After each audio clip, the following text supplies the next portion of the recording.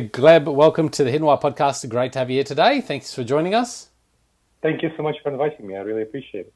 You're a bit of a prolific author, aren't you? You've written many books. That's right. So the 7 books by now, and a couple of them have been global bestsellers, which I'm very pleased about. A couple of them have not done so well, but that's life, Can't always hit it out of the park. You got several out of a whole bunch, then that's fairly good. You've got a nice book collection by the looks of it on the wall behind you. All sorts That's right. Yes. different books there as well, and you've got a new book out which we're going to discuss today. But before we jump into that, mate, I always like to get a bit of a background into the person we're speaking with. So what is your background? My background is my expertise and background is in decision making. So how do we make our decisions, and how do we protect ourselves against an increasingly disruptive future? So future proofing is the outcome of my expertise. Help people make good decisions, manage risks well, to protect themselves, future-proof themselves against this unknown future, the increasingly disruptive future. I've been doing this since 1999 now, so over 2 decades. Wow. And I've been fascinated by decision-making since that time. I mean, since earlier, since I was a kid, when I saw my parents making telling me to go with my gut, follow my intuition, the kind of thing you always hear about, how do you make decisions. And I saw that they were making some bad decisions in their life, in their marriage, by going with their gut, following their intuition. So that was a problem, and it helped me see that maybe that wasn't such wise advice on their part. And then I also saw what happened as leaders were praised for following their gut, trusting their intuition, and so on. When there was a dot-com boom, I came of age in a dot-com boom. So I was 18 in 1999 when the .com, web band, pet.com, boo.com were partying like it's 1999. For those who remember that Prince song. That was a while ago. Yeah. And then and they were praised in the Wall Street Journal and all these media. And just a couple of years later, they all went bust in 2001, 2002, and I was 21. And that helped me see that, these leaders, these top leaders, they were praised one day, they were criticized another, but they were making decisions in the same way. It's not like they were making them in any way different. But that helped me see that those people who we think of as the top leaders also don't know what they're talking about in terms of making decisions when they talk about going with their gut. And so I decided to study this, and that was something that was always fascinating for me. And I started consulting, coaching, and training already from 1999, as I mentioned. I also went into academia, so I spent 15 years in academia. So over 20 years in consulting, coaching, and training, around 15 years in academia. I got my PhD at UNC Chapel Hill, and then I taught for 7 years as a professor at Ohio State University in the Decision Science Collaborative in the History Department. And so that's kind of my academic background. And all that time I was moonlighting as a consultant, coach, and trainer. And about a few years ago, I think about 3 years ago, I went full-time private, running a small consulting company called Disaster Avoidance Experts that focuses on this kind of stuff, on future-proofing through making the wisest decisions and managing risks well. So that's kind of my background and expertise. I've been writing books for a while. I have over 550 articles in venues like Fortune, Scientific American. I have a piece coming out in Fortune next week. I have a Scientific American piece that came out like yesterday, Psychology Today, CNBC, Inc. magazine, Fast Company, all these sorts of places, USA Today. That's kind of a little bit about my background. My work has world renown. It's been translated into, translated and published in Chinese, Russian, Korean, Polish, German, other languages. So that's what I do. That's who I am. That's you. Well, nicely explained too. A very interesting topic. I mean, not too many people you meet that sort of are in this field that you're in of future-proofing. And I assume future-proofing doesn't just relate to businesses that you work with necessarily, but just life in general.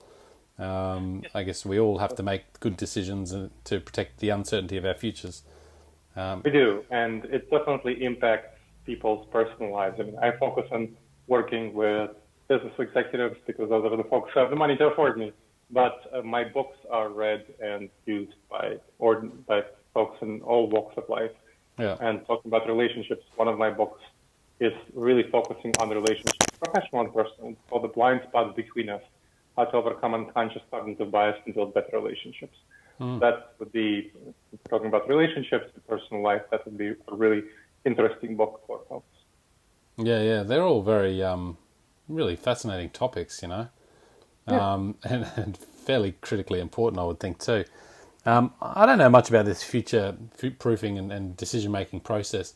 Where do you start when you're trying to explain what you do and how we can improve decisions? Well, what we first want to do, so when we're thinking about improving decisions, is not trust our intuition, not trust our gut. Why is that? Why is that? Our gut, why is that, right? Our gut, we're advised to go with our gut, trust our heart. Tony Robbins tells us to be primal, be savage. Malcolm Gladwell tells you to make your decision in the blink of an eye in his book, Blink. That's trust your intuition, right? Unfortunately, when you look at the research on intuition, you look at the research on gut reactions, they are not adapted to the modern world. Our intuition is adapted to the savanna environment. And we used to live in small tribes of 50 people to 150 people. So the modern world has really been around since the 1990s with the rise of the internet. We haven't had time to evolve for it. It takes many thousands of years to really actually evolve for our emotions, our intuitions. What evolves much faster is our culture, and that's much more of the rational component, the head part, rather than the gut part of our thinking and decision making. But people tend not to go with their heads, and especially in the more important decisions. They tend to trust our gut, and that's a big problem. Because our gut, again, is adapted to that savanna environment. We rely on things like the fight or flight response. I mean, savanna environment, that was very important. So a very strong fight or flight response. If you didn't have a strong fight or flight response, you need to jump at 100 shadows to get away from that one saber-toothed tiger. If you didn't get away from that saber-toothed tiger, well, you know what? You wouldn't be here today because your ancestors would be dead. We are all the descendants of those who have a very strong fight or flight response. Similarly, tribalism, right? Why is our world so screwed up and polarized in so many ways right now? And with all the discriminations, all these problems. Well, tribalism has a lot to do with it. In the savanna environment, it was very important for us to be tribal, meaning look for people who are like us, trust them, ally with them, who look like us, who share our values, predispositions, background, and be hostile to those who are not part of our tribe, the out group. Because if we weren't sufficiently loyal to our tribe, we'd be kicked out of our tribe and we'd die. And if we weren't sufficiently hostile to outsiders, they'd take over our tribe and we'd die. And again, you notice we're the descendants of those who didn't die. And as a result, we have all of these inbuilt intuitions, gut reactions, emotions, your heart, whatever you say, that lead us in the wrong direction. Again, tribalism is a clear example where we're very tribal as human beings, but in the modern world, multipolar, complex, global world, organizations, companies, and just ordinary life, that's a very bad idea. And we rely on the fight or flight response. We have way exaggerated responses in the modern world. We tend to jump to conclusions very quickly without nearly enough information. That was great in the savanna environment when we need to not think about getting away from the saber-toothed tiger, but jump. That was great. In the modern world, that's a terrible thing. And still, leaders and ordinary people are praised for making judgments quickly, going with their gut, and trusting their heart and all that. So is it always wrong to trust our gut? Because sometimes I feel in my occupation and in other parts of my life, I probably often do go with my gut, but sometimes I feel I go with my gut and it makes right sense, and it seems to turn out that way. Is there times when our intuition is good to guide us? Well, so what happens with your gut is that sometimes your gut is going to be right, and sometimes it's going to be wrong. But you should never simply trust it.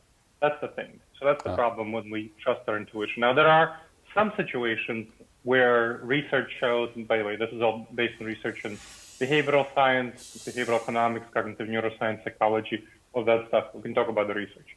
But when you look at the research on where you can not worry about it and not check with your head, just go with your gut, there's only very small domains, specific domains. You might have heard about getting 10,000 hours of practice in a certain area to be considered master, right? You don't actually need 10,000 hours of practice in these areas. But what you need is a great deal of practice, so maybe 1,000 hours or something like that. Just ballparking here, depends on the area, right? Different areas for different things, where you get a lot of feedback very quickly on whether you're right or wrong. So for example, you probably have a lot of experience seeing your email and being able to tell, is this a spam email or is this an important email? Right? You can tell that at the blink of an eye, right? Very quickly. It's pretty obvious from spam emails, from your experience, seeing, oh, is this a spam email? I clicked on it. I shouldn't have clicked on it. I should have just deleted it immediately. Yeah. And so right now you have a lot of experience and you're pretty good at that.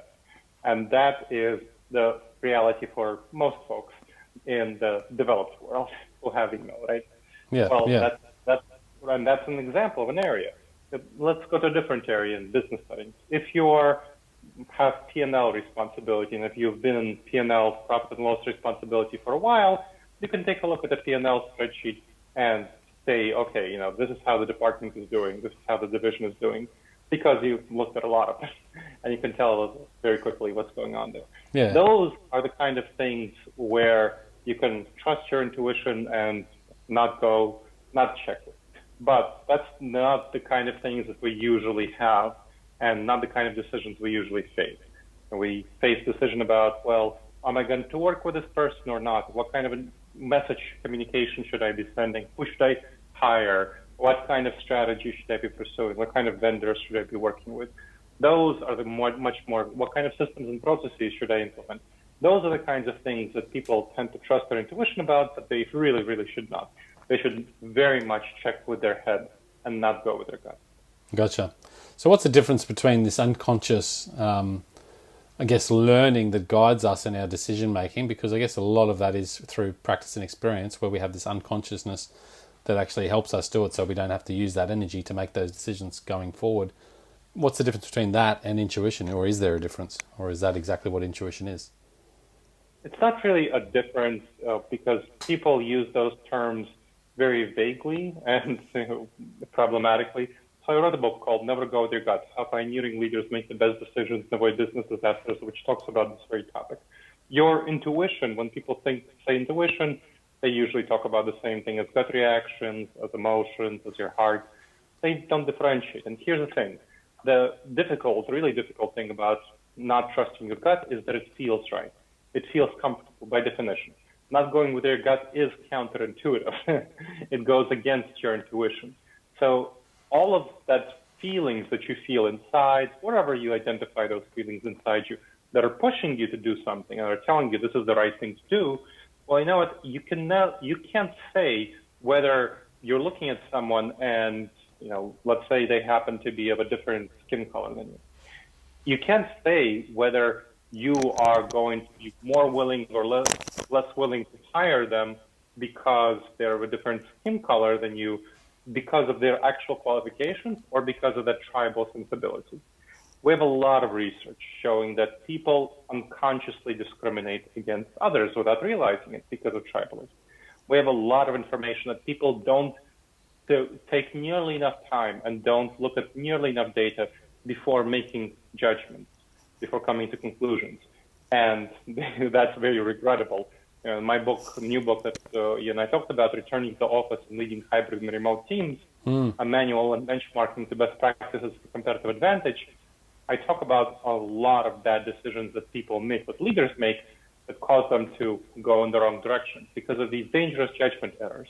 So specific ways that our mind is miswired, due to the savanna environment, evolutionary background, just due to the wiring and structure of our brains, which we can go into, that's kind of the cognitive neuroscience part, they are called cognitive bias.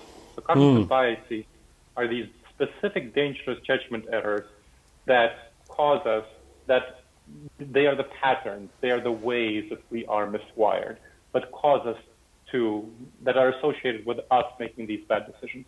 So specific ways that the researchers have shown that we make bad decisions, that's the patterns, those are the cognitive biases. And there are over 100 of them. If you're curious, you can take a look at the list of cognitive biases on Wikipedia and look at all the research that provides the basis for them. You'll see that there's over 100 of these cognitive biases. Yeah, wow. And I talk in my work about the most important ones for various areas of your life, whether your relationships, whether your fundamental decision-making, like Never Go With Your Gut, the book on relationships is Blindspots Between Us, or this new book on Returning to the Office and Leading Hybrid and Remote Teams. Yeah. So what are a couple of those, the key ones that you talk about, the cognitive biases? So let's talk about the specific ones from my latest book on returning to the office and leading hybrid and remote teams. Yeah. So there are really going to be 6 fundamental cognitive biases that are really problematic for leaders. One of these, one of the biggest ones for leaders making bad decisions, is called the status quo bias. Okay. The status quo bias. We like to stay with what we perceive as the status quo or get back to it if it's been shifted. And it's kind of understandable in the Savannah environment. So going back to the Savannah environment, why that would be, again, as I mentioned, a lot of these cognitive biases come from the Savannah environment.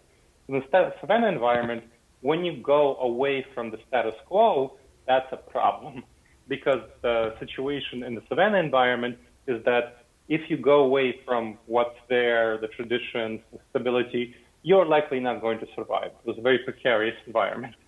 And so that drives us to not like uncertainty, not like change, and to go back to the status quo.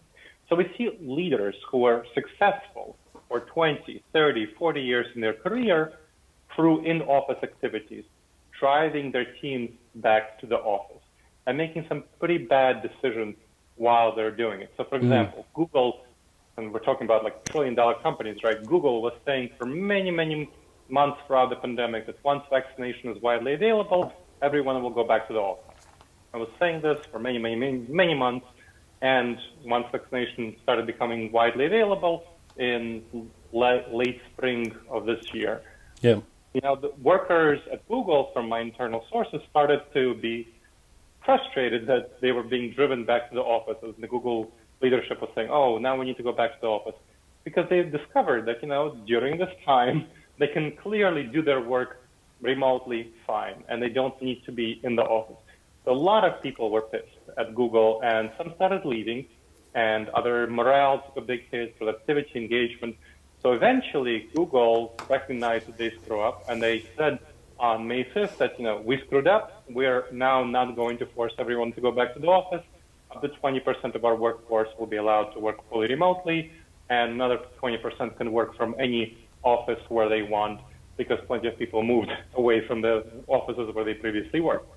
And that cost Google billions and billions of dollars in lost workers. Of course, these are high-paid, high-tech workers who will be very expensive to replace, and in productivity, engagement, morale, with distrust for the leadership, and in just changing plans. I mean, they had to do a lot of plan changing, and that cost them a lot of money. That's because it's such a big company. So that's one example. Then you know what? Same thing happened at Amazon. Amazon changed its mind and said we screwed up on June 10th. Same way, for same reason. And the same thing with Uber on June 24th. Apple is undergoing worker rebellion right now, where a lot of workers don't want to be back in the office. And the Apple CEO, Tim Cook, is saying, we need to everyone go back to the office. And this happens at all companies. These are just a huge trillion-dollar companies, right? Doesn't get much bigger than Apple and Google. What happened with Uber? Huh? What happened with Uber? You're still talking about Uber. Uber, same thing. Office workers and that. We screwed up. We are going to now allow people much more flexibility. So this shows that these leaders were making clearly bad decisions if they had to go back and screw up. And because the status quo bias is a huge one that's leading to it. Now, so that was one. And the related cognitive, not a related, but another cognitive bias that's really important here is called the false consensus effect. The false consensus effect. Now, the false consensus effect causes us to believe that those who are in our tribal groups, who we perceive those to be on our tribe, would share our beliefs to a much greater extent than they actually do. Now, in the Savannah environment, it was actually generally the case that those in our tribe mostly shared our values. In the modern environment, much less the case, because people who are in our tribe, in our work tribe, are much less likely to share our other values and predispositions. So this leadership at Google, at Amazon, at Uber, at Apple, felt that their workers would generally agree with them and go back to the office, even if they would be complaining about it. Obviously, they didn't realize that the strength of the feelings of these workers and that the negative sentiment of the workers led these companies to reverse their decisions, which for each company cost many billions of dollars in lost workers, in lost engagement, and having to change plans. Yeah. Apple still didn't change its plans, but I suspect it eventually will. We'll see. But it's definitely losing a lot of workers right now, and we know that from the internal rebellion at Apple workers, which has become public, which is very rare for Apple workers to actually speak out. They're pretty loyal. Right. So that's the false consensus effect. Now, here's another one that's really important. It's called the confirmation bias. If you've heard about any cognitive biases, you've probably heard about this one. So we tend to look for information that confirms our beliefs, and we ignore information that does not confirm our beliefs. Yeah. And that's a big problem. So when you look at how leaders are looking for information about returning to the office, and I say this, I mean, like I mentioned, I've already helped 17 organizations transition back to the office. Many leaders don't actually survey their teams. What they do is the CEO talks to the C-suite, the C-suite talks to the senior VPs, and that's all. They all agree that, yes, we want to go back to the office. That's going to be the right thing to do, and that's what happens. They go back to the office. Well, they are all coming from the same position, from the same background of being leaders and successful for 20, 30, 40 years in their careers through in-office experiences. So this is a problem, the confirmation bias. And I'll tell you about another last one, and the other two I'll leave for the book for the folks who want to read it. The other one that I wanted to talk about is called functional fixedness. Functional fixedness. Now, what's that about? You might have heard the hammer-nail syndrome, where when we have a hammer, everything looks fixed like a nail. Well, functional fixedness refers to that tendency. So when we have one way of collaborating, when we learn one way of doing something, solving problems, collaborating together, tool sets, mental tool sets, we apply those to everything else that we do. And so that is a huge problem when people are trying to work in a remote setting or in a hybrid setting. So what happened in March 2020, the lockdowns, right? Everything was shut down. People shut down, and they didn't have a good way of collaborating virtually. So they imposed their in-office ways of collaborating on virtual formats. Things like using Zoom happy hours, which are not a good thing. We have research showing that they actually cause disengagement rather than engagement and morale and team collaboration. Zoom happy hours are not helpful. What is Zoom happy hour? I've never heard of it. Oh, okay. You're lucky. So Zoom happy hour is when everyone is supposed to go on Zoom and have social time and just socialize with each other. When all the members of a team or department or division, that's what a Zoom happy hour is. And so that does not work well because it works fine for when you have an actual happy hour in person and when you can communicate, chat with other people, but it does not work well when you're small squares on a screen. So that's something that is not a good idea. What have they found with Zoom happy hours? Like, what are the consequences there, or the side effects? I guess obviously it's not popular. Disengagement. So people are less engaged. So the goal of having team members take their time. I mean, they're taking time away from the work task to go do Zoom happy hour. Is better culture, better morale, better engagement, better team. What you actually look at the research, you see that it causes the opposite. It's taking people's time, but it causes disengagement, less teamwork, less collaboration. People feel forced, they feel alienated. It's not a good thing. And it's just one example out of very many where imposing in-office culture on hybrid and remote settings causes a lot of problems. So throughout this period, the over 18 months of the pandemic, leaders have unfortunately used the same tools, managers, leaders, team leads, whatever, use the same tools to try to collaborate in virtual settings and hybrid settings as they have for full-time in-person activities, which does not work well. You need to strategically adapt them. And my book talks about the specific techniques that you need to strategically adapt your collaboration, your innovation, your productivity, your performance evaluation, your culture, your diversity, equity, inclusion, and your training, your professional development to virtual settings and hybrid settings. So how do you lead hybrid teams? How do you lead virtual teams? Yeah. I mean, there's a lot to relearn here for business in general. Do you see this lasting a long time, this new hybrid remote work environment? Like, do you think we're going to stay this way and we're actually going to be even more reduced? Because at the moment, I still see people going back to offices, particularly in the public sector here in Australia, a lot of people going back to the offices. A lot of businesses too that don't require, like retail obviously need someone there in person, but even that business model is going online now, where you can purchase things online. So do you see it transforming majorly from here, or reverting back? So we're talking about the 50% of the people who can do their work remotely. So that's about the average ratios in modern developed economies, About whether in 50%. Australia, whether in the US, whether in Germany, Europe, whatever. And so, yes, what we're seeing is definitely a shift to a hybrid model where people realize that, they don't need to be in the office to do their tasks. And in fact, when you look at the research, people are highly, highly more productive at home on their individual tasks. On average, people are, depending on the kind of tasks they do, but on average, they're 10 to 14% more productive when they work at home. 10 to 14% higher productivity per person. And it goes for even higher on your individual tasks, which makes sense because, on your individual tasks, you're not disrupted, you're not disturbed, you can just focus. It's much better for people. And people work longer because they don't have to do the commute. The commute is unpaid labor. In big cities, it can be as much as an hour or even more to get to your office from your home then go back. I still wonder about that. I am I guess, highly disciplined sort of person with my time and got a high level of motivation. So working from home, I always have done it, and I've done it fairly well. But I just feel that a lot of people maybe can't have that because they lack that motivation.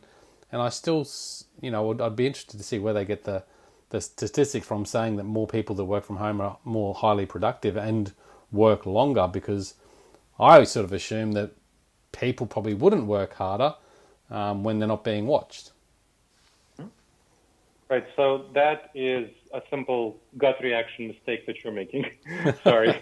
That's all right. That's not the case at all. When you're looking at data from my book talks about that. It talks about peer-reviewed data. It talks about surveys. So surveys of people. It talks about organizations like Microsoft using Microsoft Team internal data on the productivity and performance of people. Slack, same things. Using internal data on productivity and performance of people shows very clearly that people are working longer when they're working from home. On average, during the lockdowns, on average, virtual workers worked 20 hours longer compared to their previous time work. And so, because they didn't have to do this unpaid labor of the commute. And so they worked quite a bit longer and they were more productive. So is this a sample of workers across a broad spectrum of occupations? Yes. Yeah, it's everyone who worked on Microsoft Teams, everyone who worked on Slack. So yes, across all sorts of companies, across all sorts of businesses, large, small, everything. So yes, people are highly more productive. Now, that certainly does not apply to everyone. Not that everyone is more productive. When you look at surveys of people's desire to go back to the office, on average, around 20%, 15 to 20%, depending on the survey, want to go back to the office full time. And they are more productive there, they like their environment. Other people, around 25 to 35% want full-time remote work. So they want to work remotely full-time. And the rest want a hybrid schedule of maybe something like 1 to 2 days a week in the office. So that's the majority of the people. So when you look at that, something like 55, 60% want a hybrid schedule. So given that, and given the difficulties with getting workers and getting good workers, it's very clear that the future is hybrid, and that's what people are moving toward and companies are moving toward. What's the reluctancy to do this for employers? Is it just because they feel that their staff won't be as productive, or that... No, it's not. It's the status quo bias, it's the confirmation bias, it's the false consensus effect, it's functional fixedness. So the status quo bias, they feel their gut tells them it's the right thing to do. And it's pretty dumb. I mean, when you look at Google and when you see all their work can be done remotely, right? Pretty much all their work can be done remotely. And it's very clear that people want to work remote, and they know they have internal data showing that people are more productive working remotely. But they want their staff back in the office because the leadership feels that's the right way to work. Yeah. It's really not very smart, and it's just the same sort of thing that leaders tend to do. They make bad decisions because they feel that a certain way of collaborating is right. They don't even investigate better ways. That's kind of one dynamic. Status quo bias, confirmation bias, false consensus effect, that's one dynamic. Functional fixedness is a distinct and very important dynamic because they don't investigate better ways of working. They don't investigate better ways of innovating. I mean, lots of leaders say, well, I want more innovation for my team. That's BS. When you look at actual best practices for innovation in virtual teams and hybrid teams, you can have more innovation than in-person teams when you use the right approaches, when you don't use things like Zoom happy hours. There are definitely ways of getting that, but you need to not have that functional fixedness and try to innovate or collaborate in the same ways that you did when you're in office environment. So how do leaders embrace people from working from home to give them, that leadership, make sure, people are being productive, motivate them without being distrusting or watching them, because I know there's different programs and stuff you can watch your people, but I assume that going remotely, it's a lot more obvious when you're being watched than being at work, for example. Yeah, when you look at the research on those sort of programs and monitoring, you substantially decrease people's productivity when you monitor them. And you also decrease your attention because people are not likely to work for you when they can go to work for another company that doesn't do that sort of dumb thing. So no, it's a bad idea to watch people. Instead, and I talk about this in the book, what you need to do is transform your performance evaluation. Because right now, like you talked about watching people, the vast majority of performance evaluations, you have one big performance evaluation done annually, and it's based, generally speaking, on how much, on the amount of time that the worker has spent working. So how much have you worked? So that's kind of the typical basis for performance evaluations. That's one big evaluation. That is not going to cut it for the hybrid and remote setting. So what you need to do is change your performance evaluation from amount of time spent worked to deliverables, accomplishments. What did the person get done? What do they need to get done? What are their goals? And how do they perform against those goals? When you have that, now that's kind of one dynamic. Then you also need to not evaluate that once a year because obviously you have many smaller goals and you want to evaluate those. What you need to do is transform to once a week evaluations or once every 2 weeks if you have a large team. But generally once a week for 6 to 8 people teams is the right pattern. So once a week, small evaluations, brief ones, when you have a 15 to 30 minutes when, let's say, you're a supervisor.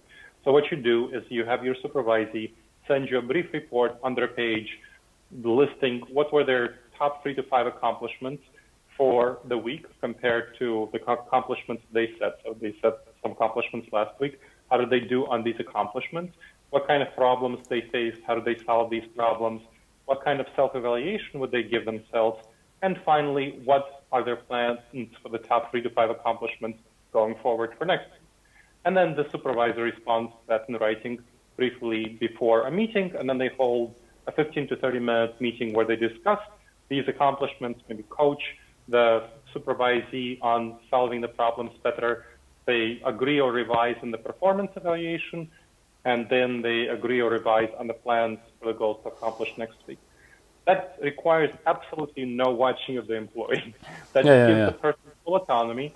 And you know what? If they get their goals met in a shorter period of time than the standard 40 hours, great, wonderful. Please go ahead. Because what you should be measured on is your deliverables for the company, your accomplishments, not the amount of time spent work. Who cares how much time you spent work? If you work smarter and not harder, great. Do those accomplishments, get your things done, great.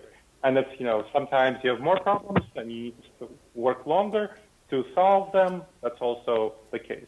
So that is what people should be measured on. And that meeting, that report and that meeting, those small weekly goals all get fed into a continuous promotion and evaluation system.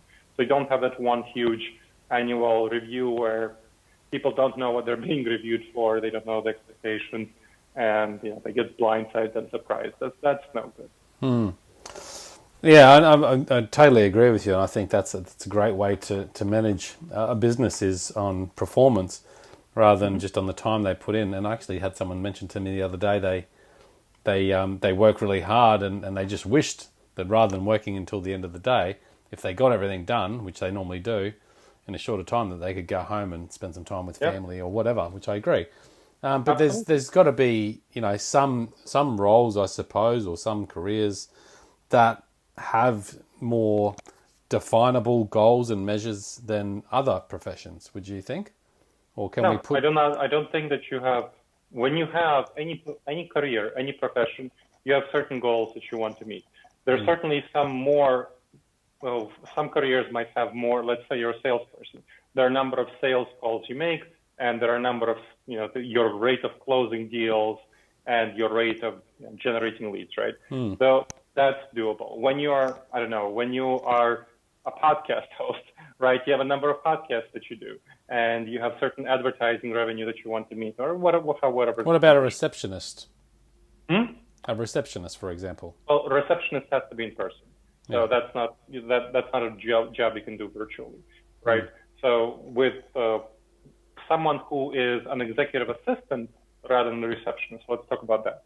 Someone who is an executive assistant can absolutely do their whole job virtually, and then their measures can be how satisfied is your executive with your performance, and the various stakeholders with your performance. There are clear goals, and you can have that sort of activity where how satisfied is the executive on a scale. That's fine, and so you want to measure those. You can also have goals like have you met all the deadlines for the week? That can be another sort of goal. There are plenty of goals, and every job that you can imagine has certain goals that can be quantified and measured. Yeah. I guess it's just looking at it differently, taking a different perspective on it, and brainstorming those goals. I really like it, mate. You've got so the book is out and available That's right. on Amazon.com. Yep, it's available on Amazon. Yep, go check it out. Returning to the office and leading hybrid and remote teams. A manual on benchmarking the best practices for competitive advantage. It's a long title. You get that out well. Well, thank you. But the brief one is returning to the office and leading hybrid and remote teams. I'll stick the links in the show notes, guys, so you can pick up a copy of the book. How can people best reach you, Gleb?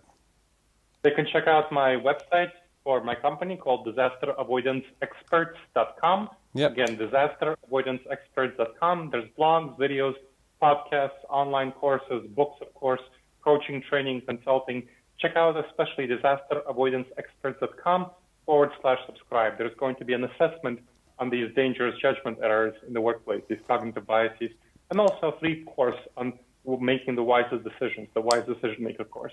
So again, check that out at disasteravoidanceexperts.com/subscribe. Like it, mate. Really insightful. Thank you. I'll stick the links in the show notes, guys. Everyone listening out there, make sure you reach out to Dr. Gleb. Dr. Gleb, thanks for coming on the show. Thank you very much for inviting me. I appreciate it.